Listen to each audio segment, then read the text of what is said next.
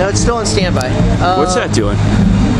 Now it's recording. Yeah, all right, go do it. This is the part you'll have to edit. Yep.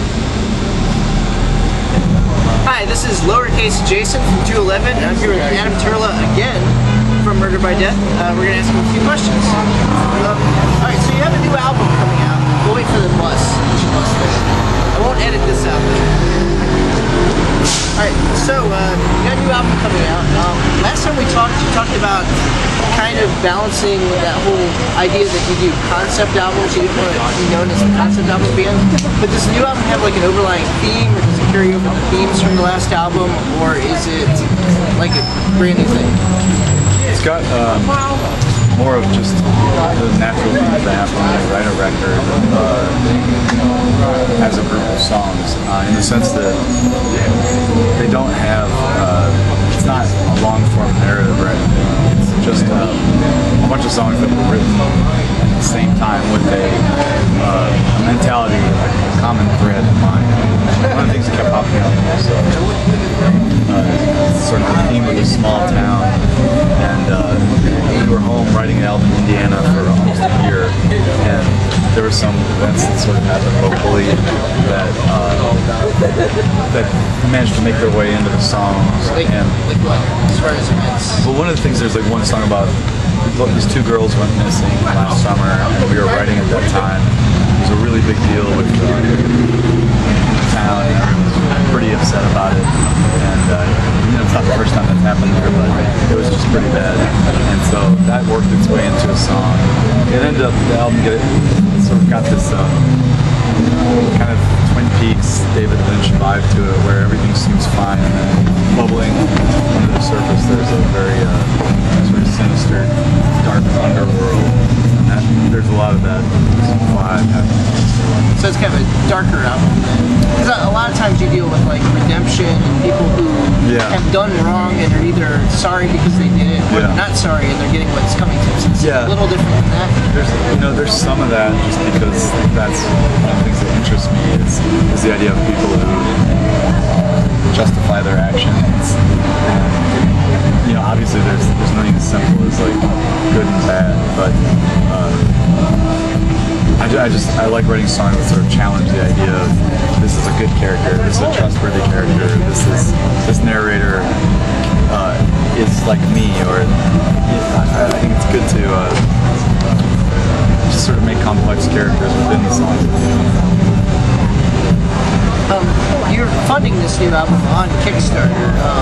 Now you're kind of an established band, so it's not necessarily unusual to do it on Kickstarter, but what's this experience done for the whole album creation process? I mean, obviously you probably had to record it. Yeah, it's interesting because it's something I wanted to do. I wanted to do Kickstarter for a while, and the reality of being able to raise the money beforehand and then record it, etc. It would have been too weird. The wait would have been too long because we're established, because people expect us to have another record. But the reason I chose to do Kickstarter was I wanted to offer stuff other than just like a regular pre-sale, stuff that was more interesting. That if people want to buy a CD or a digital download or a special edition vinyl, and that's it, great, cool. That's like all we expect people to buy. But if they wanted to go do something more crazy, like join our club or join, we like did this little thing. It's like if you're at $100, you're in the whiskey crew. You get like a cool patch, and it's like a little game. But and then there's ridiculous price, like we'll play your birthday party or whatever, or like a tattoo on. Yeah, exactly. Our drummer has to get a tattoo of whatever someone wants because we thought that'd be funny.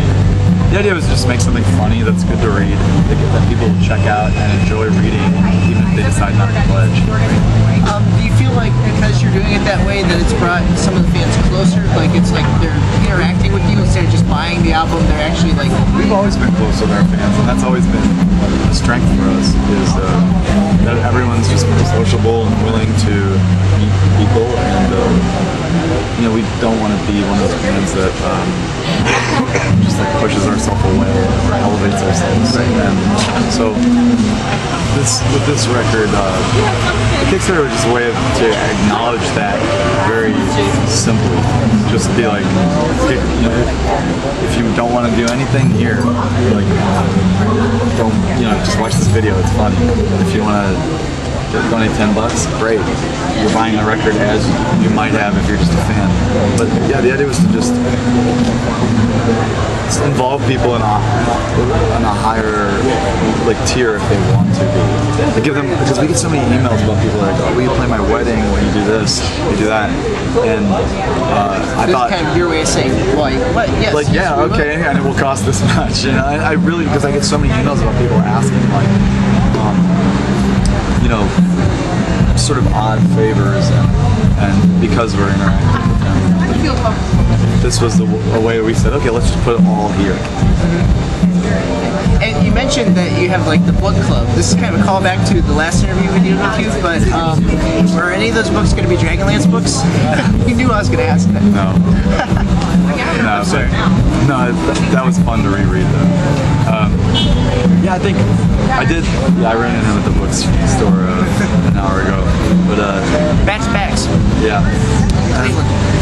So yeah, I was looking for. I mean, we were trying to do a blend of classics, modern books, and stuff that's we really think people have to read in their life, and then maybe a few that are just. I thought this book was fun. It wasn't the best, but it was fun.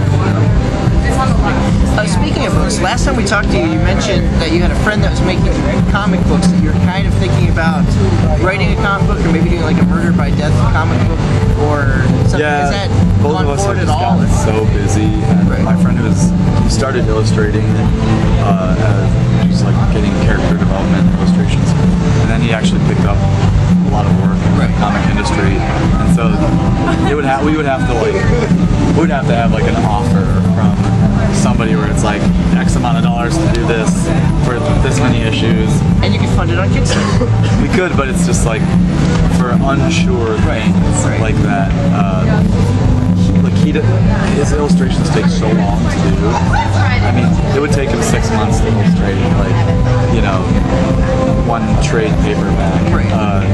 And so we can't really we can't do it on a whim, because it would have to be like a major project for him. And he's the guy that I want to do it because I grew up with him. That actually. Right, the last question I have then is, are you planning on doing any more of the 7-inch series? Yeah. And do you have any news for that or anything, or anybody you're talking to? I'm talking to these guys, Tonka, actually. I think we're probably going to do it with them. And then I need to just get more proactive about it, because we spent our whole year writing, recording. Now we're planning the album release in September, doing this tour. It's one of those back burner projects. It's fun to do, but also, I mean, like one of the things in our Kickstarter is we'll cover any song that anybody, gives us money to cover. And there's been 5 bought, so Yeah, it's there's kind of 20 days left. So I've got some, responsibility before you get the other stuff out. yeah.